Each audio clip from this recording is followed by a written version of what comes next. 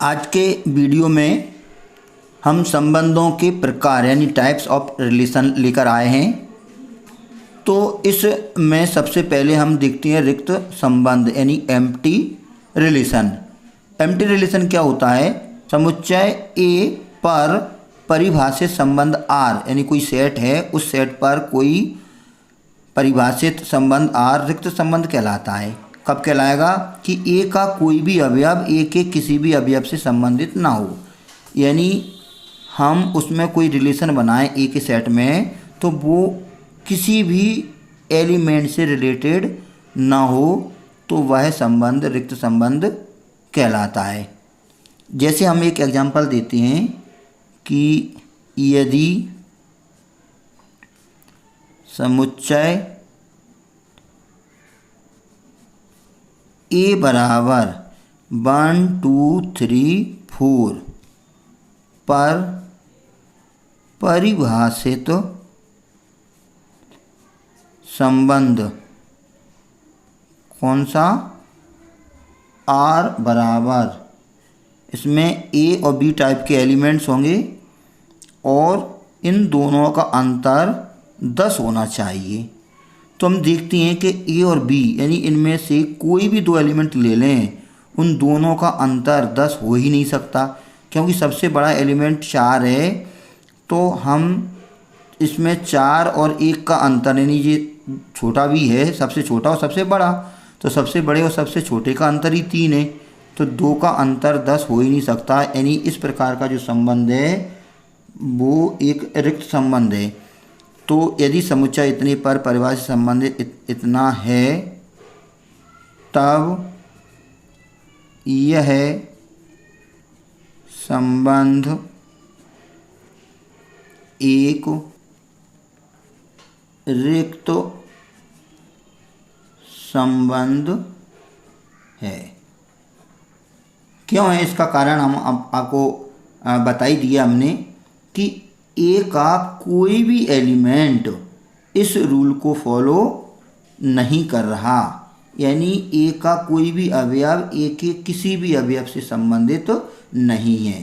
संबंध में हम क्या करते हैं कि जो पहला सेट है और जो दूसरा सेट है दोनों ए हैं। क्यों? कि ए सेट 1 2 3 4 और इसका रिलेशन 1 2 3 4 में बना रहे हैं, तो इसका कोई भी अवयव इसके किसी भी अवयव से संबंधित नहीं है इस रूल को फॉलो करने वाला। अब अगला है सार्वत्रिक संबंध यानी यूनिवर्सल रिलेशन। इसमें क्या होता है कि समुच्चय ए पर परिभाषित संबंध आर एक सार्वत्रिक संबंध यानी यूनिवर्सल रिलेशन कहलाता है। कब?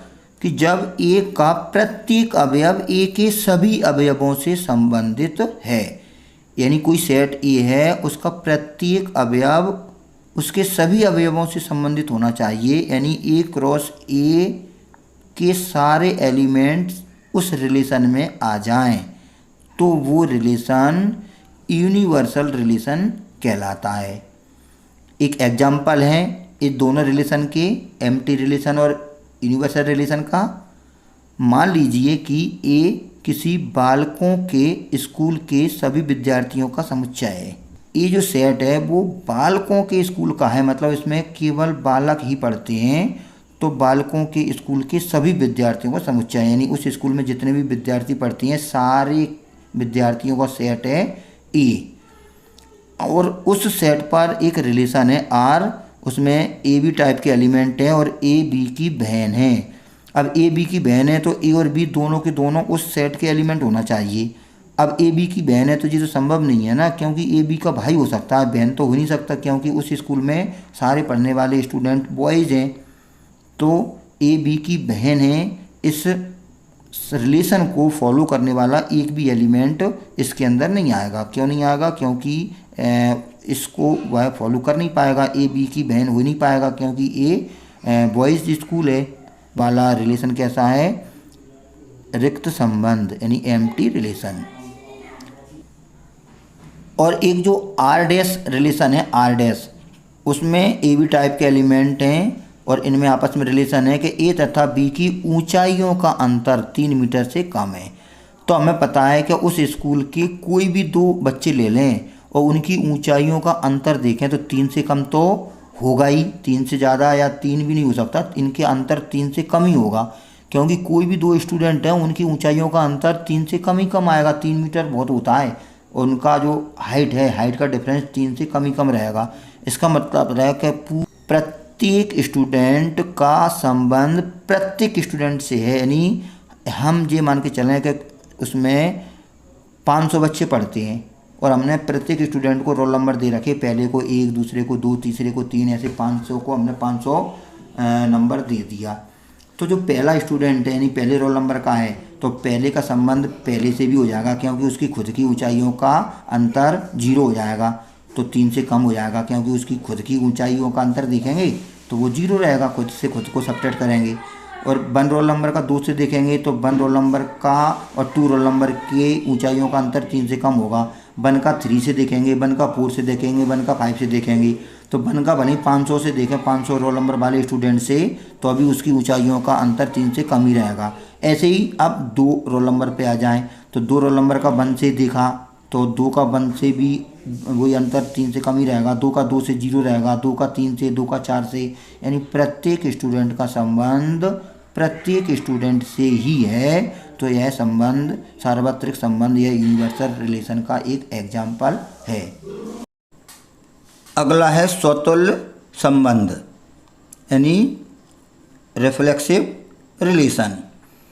स्वतुल्य संबंध में क्या होता है, कोई सेट ए है उस पर कोई संबंध आर स्वतुल्य संबंध कहलाएगा। कब कहलाएगा, यदि प्रत्येक ए बिलोंग्स टू ए, यानी ए के प्रत्येक एलिमेंट के लिए ए बिलोंग्स टू आर, यानी स्वयं का स्वयं से जो पेयर है वो रिलेशन के अंदर होना चाहिए। यानी कोई रिलेशन समुच्चय ए पर परिभाषित तुल्यता संबंध कहलाएगा। कब, यदि उस सेट का कोई एलिमेंट लें और उस एलिमेंट का उसी एलिमेंट के साथ रिलेशन बने, यानी जो रिलेशन दिया है, जो संबंध है, वो संबंध स्वयं खुद एलिमेंट का खुद से भी होना चाहिए, तो वह संबंध स्वतुल्य या रिफ्लेक्सिव रिलेशन कहलाता है। जैसे यदि ए बराबर 1 2 3 यानी ये कोई सेट है और इस सेट पर निम्न संबंध स्वतुल्य संबंध होंगे, जैसे R1 R2 R3 3 रिलेशन है, तो इसमें 1 है, 2 है, 3 है, तो 1 का 1 से, 2 का 2 से, 3 का 3 से, यानी ए रिलेशन के अंदर हैं, तो ए रिलेशन स्वतुल्य संबंध या रिफ्लेक्सिव रिलेशन है। R2 देखें, इसमें 1 1 2 2 3 3 के अलावा भी हैं, पर 1 1 2 2 3 3 तो हैं ही, इसलिए ये रिलेशन भी स्वतुल्य संबंध होगा। स्वतुल्य संबंध में 1 1 2 2 3 3 होना चाहिए, इसके अलावा कोई एलिमेंट हो चाहे ना हो। तो R2 वाला देखें 1 1 2 2 3 3 हैं, इसमें इसके अलावा ये एलिमेंट भी हैं, तो ये रिलेशन भी हमारा रिफ्लेक्सिव या स्वतुल्य संबंध है। परंतु R3 इसमें 1 1 2 2 है पर 3 3 नहीं है, क्योंकि 3 सेट का एलिमेंट है, तो सेट का एलिमेंट है पर 3 3 रिलेशन का एलिमेंट होना चाहिए, पर 3 3 रिलेशन का अंदर नहीं है, तो ये स्वतुल्य संबंध नहीं है। वही कारण मैंने लिख दिया कि 3 सेट के अंदर है पर 3 3 रिलेशन में नहीं है। R3 वाला जो रिलेशन है 3 3 यदि इसके अंदर होता तो ये रिलेशन 1 1 2 2 3 3 वाला स्वतुल्य संबंध हो जाता। अगला है सममित संबंध यानी सिमेट्रिक रिलेशन।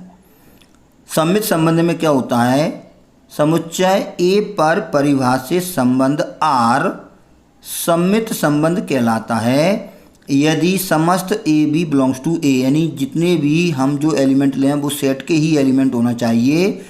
उसके लिए यदि ए बी रिलेशन में हैं, यानी हमने रिलेशन में कोई एलिमेंट ए बी मिल जाए तो बी ए भी उसी रिलेशन के अंदर होना चाहिए। यदि ए बी रिलेशन में है तो बी ए भी रिलेशन में हो तो वो रिलेशन सिमेट्रिक रिलेशन कहलाता है या सममित संबंध कहलाता है। जैसे यदि कोई समुच्चय ए 1 2 3 दिया है और इस सेट पर कोई संबंध आर इस प्रकार परिभाषित है, ये एक रिलेशन दे दिया।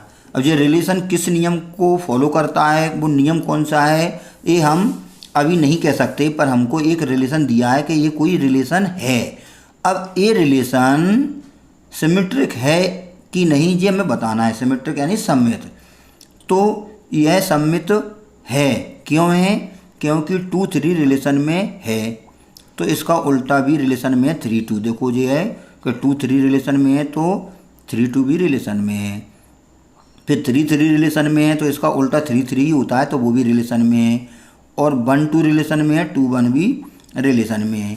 मतलब ये जो संबंध दिया है उनमें कोई भी एलिमेंट लें, उस एलिमेंट का उल्टा एलिमेंट भी इसी रिलेशन के अंदर मिल जाएगा, तो ये रिलेशन सिमेट्रिक हो गया। जैसे 2 3 तो 3 2, 3 3 का उल्टा 3 3 होता है, 1 2 का 2 1। इस प्रकार से रिलेशन सिमेट्रिक रिलेशन है। पर अभी अभी हमने इससे पहले डेफिनेशन देखी थी रिफ्लेक्सिव की, यानी स्वतुल्य की, तो ये वाला स्वतुल्य नहीं है, क्योंकि 1 ए का एलिमेंट है, 2 भी ए का एलिमेंट है, 3 भी ए का एलिमेंट है, तो 1 1 2 2 3 3 रिलेशन में होना चाहिए। पर 3 3 है, 1 1 2 2 नहीं है, वो तो तीनों होना कंपलसरी हैं, तो वह रिलेशन रिफ्लेक्सिव या स्वतुल्य कहलाता। तो ये जो संबंध है वो सममित यानी सिमेट्रिक तो है, पर स्वतुल्य यानी रिफ्लेक्सिव नहीं है। अगला रिलेशन है संक्रामक संबंध यानी ट्रांजिटिव रिलेशन। तो संक्रामक संबंध या ट्रांजिटिव रिलेशन क्या होता है ये हमको बताना है। ये ट्रांजिटिव रिलेशन कि समुच्चय ए पर परिभाषित संबंध आर, कोई सेट ए है उस पर परिभाषित संबंध आर संक्रामक या ट्रांजिटिव कहलाता है। कब, यदि A B C belongs to A, मतलब जो भी हम एलिमेंट लें वो उस सेट के एलिमेंट होना चाहिए जिस सेट पर वो रिलेशन डिफाइन या परिभाषित है। तो उस रिलेशन में हमें दो ऐसे एलिमेंट मिल जाएं, कैसे, ए बी रिलेशन में हो और बी सी रिलेशन में हो। मतलब जो बी है ना वो सेम होना चाहिए, मतलब ए बी और बी सी यदि ये रिलेशन में हैं दो एलिमेंट तो ए सी भी रिलेशन में होना चाहिए, मतलब तब वह रिलेशन ट्रांजिटिव या संक्रामक कहलाता है। जैसे हमने एक एग्जांपल लिया है कि ये कोई सेट है 1 2 3, इस पर ये कोई रिलेशन है, तो ये रिलेशन ट्रांजिटिव है। क्यों कि हम ये देख रहे हैं कि दो एलिमेंट लेना है। कैसे एलिमेंट लेना है, जिनमें लास्ट के जो पहले का लास्ट और दूसरे का फर्स्ट मैच करना चाहिए।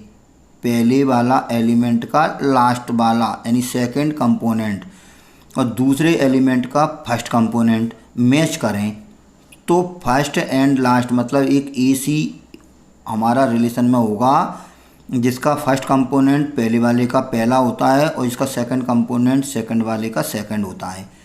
तो इसमें हम देखते हैं कि हमने देखा कि ये दोनों मैच कर रहे हैं, जैसे 2 2 और 2 3, तो 2 2 और 2 3 तो 2 3 होगा, तो देखो जो 2 3 आएगा इसके अंदर। अब जैसे अपन देख रहे हैं 1 1 और 1 3, ये 1 पे ख़त्म है और जो 1 से स्टार्ट है, तो ये मैच कर रहा है। तो 1 1 और 1 3, तो 1 3 भी होना चाहिए, तो ये आएगा 1 3। मतलब इस प्रकार से हमको एलिमेंट देखना है कि दो एलिमेंट यदि रिलेशन में हैं तो तीसरा भी रिलेशन में होगा। बस शर्त ये है वो दो एलिमेंट की तो उनमें पहले का लास्ट और दूसरे का फर्स्ट मैच करना चाहिए।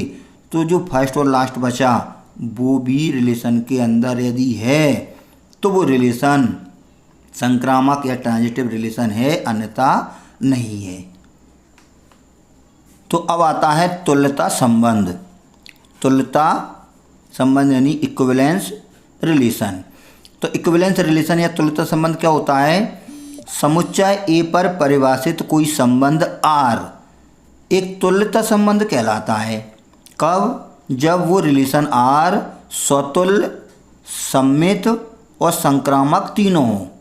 यानी कोई रिलेशन रिफ्लेक्सिव, सिमेट्रिक और ट्रांजिटिव तीनों यदि है तो उस रिलेशन को हम इक्विवेलेंस रिलेशन या तुल्यता संबंध कहेंगे। तो यदि कोई क्वेश्चन आता है कि बताइए ये रिलेशन या ये संबंध तुल्यता संबंध है क्या, तो उस क्वेश्चन में हमें तीनों रिलेशन चेक करना पड़ेंगे कि वो रिलेशन स्वतुल्य है क्या, वो रिलेशन सममित है क्या और वो रिलेशन संक्रामक है क्या। यदि तीनों हैं तब हम कहेंगे कि वो रिलेशन तुल्यता संबंध है। तीनों में से एक भी यदि वो नहीं है, मान लो वो स्वतुल्य, संक्रामक है, सममित नहीं है, तो वह संबंध तुल्यता संबंध नहीं है। या दोनों को फॉलो करता है, संक्रामक नहीं है, तो अभी वह संबंध तुल्यता संबंध नहीं है। तुल्यता संबंध या इक्विवेलेंस रिलेशन तभी होगा जब वो रिलेशन तीनों टाइप्स का रिलेशन हो, तो वो इक्विवेलेंस रिलेशन कहलाएगा। तो अगले वीडियो में हम तुल्यता संबंध से रिलेटेड कुछ क्वेश्चन लेकर आएंगे। इनसे आपको ये सारे कॉन्सेप्ट और क्लियर हो जाएंगे कि किसी क्वेश्चन में इस प्रकार के रिलेशंस को हम कैसे प्रूव करते हैं या कैसे चेक करते हैं। तो अगले वीडियो के लिए आप इंतज़ार करें। तब तक के लिए नमस्कार।